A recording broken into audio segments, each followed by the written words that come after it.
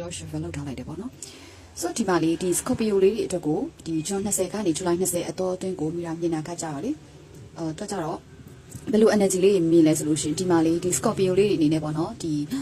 အလှည့်အပြောင်းကာလလေးတွေနောက်ပြီးတဲ့ခါကျတော့ငွေကြေးအခွင့်အလမ်းတွေပွင့်လာတော့မယ်လို့မိတာကဒီမှာမြင်ရတယ်နော်အဲ့တော့ကိုကလေကိုရဲ့ပေါ့နော်ဒီဘဝရဲ့စာမျက်နှာအဟောင်းတစ်ခုပြီးဆုံးသွားရမယ်ဆိုတဲ့အချိန်ပေါ့နော်ဟိုမှာကို့မှာအရင်ကအဆင်မပြေဖြစ်တာရှိအဲ့အဆင်မပြေတဲ့အတိတ်တွေကပြီးဆုံးသွားပြီအခုထပ်ပြီးတော့ဘဝသစ်စတင်ဖို့အတွက်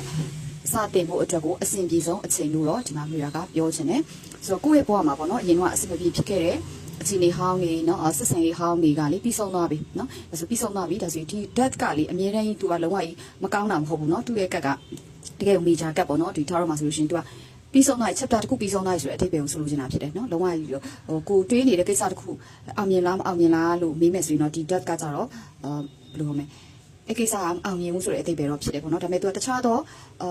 နီလန်တစ်ခုနဲ့အောင်မြင်မယ်အဲ့လိုမျိုးသဘောမျိုးတခြားသောနီလန်တစ်ခုနဲ့အတိတ်ပြန်စတင်လိုက်အဆင်ပြန်အောင်ပြီးတော့အောင်မြင်မယ်ဆိုတဲ့အတိတ်ပဲလေးကိုသူကပြတဲ့ကတ်ပေါ့နော်ဆိုတော့ပြီးရခါကျဒီမှာမြင်တာဒီ score လေးပေါ့နော် score လေးတွေကဒီကာလမှာဒီဂျွန်လအထူးသဖြင့်ဂျွန်လကုန်ပိုင်းလောက်မှာငွေကြေးခွင့်လန်းတစ်တွေဒီနောက်ထပ်အလောက်ကင်တစ်တွေပေါ့နော်ဝင်လာဖို့တော့ကန်အရန်ကောင်းနေအောင်မြင်တာဒီမှာ energy လေးခံစားမိတယ်ငွေကြေးနဲ့ပတ်သက်ပြီးစိတ်ပူနေရတဲ့အားလုံးအခုလုံးဝမရှိတော့ပြီးဆုံးသွားပြီပေါ့နော်ငွေကြေးနဲ့ပတ်သက်ပြီးတော့ဂျွန်လကုန်ပိုင်းလောက်မှာတိတိတသားကိုအဆင်ပြေလာမျိုးတွတ်လာမျိုးတွေ့ရလိမ့်မယ်ဆိုတော့တခုရှိတာလေကိုယ့်ရဲ့ဒီလိုမျိုးပေါ့နော်ကိုယ်အလောက်ကင်ခွင့်လန်းတွေရလာတယ်ငွေတွေဝင်လာတယ်အဲ့ခါငွေကြေးအခွင့်လန်းတွေပို့ပြီးတော့ပေါ်ပေါက်လာတဲ့အပေါ်မှာနော်ပုံဝင်ချင်အားလေးကိုယ်ပေါ့နော်စောင့်ကြည့်နေတဲ့ဒီမျက်လုံးတွေရောရှိတယ်အတင်းပြောမဲ့သူတွေရောရှိတယ်အဲ့ဒီကိုကလုံးဝဂိမ်းဆိုင်ပဲနေပဲလေဒီလားကိုလုံးဝလိလူရှုပြီးတော့ဒီကိုယ့်ရဲ့ကိုယ်လန်းကိုပဲအာရုံစိုက်ပါပေါ့နော်ကိုယ်လန်းကိုပဲအာရုံစိုက်ပါလို့မျိုးကတော့ဒီမှာအကြံပေးချင်ပါတယ်ဆိုတော့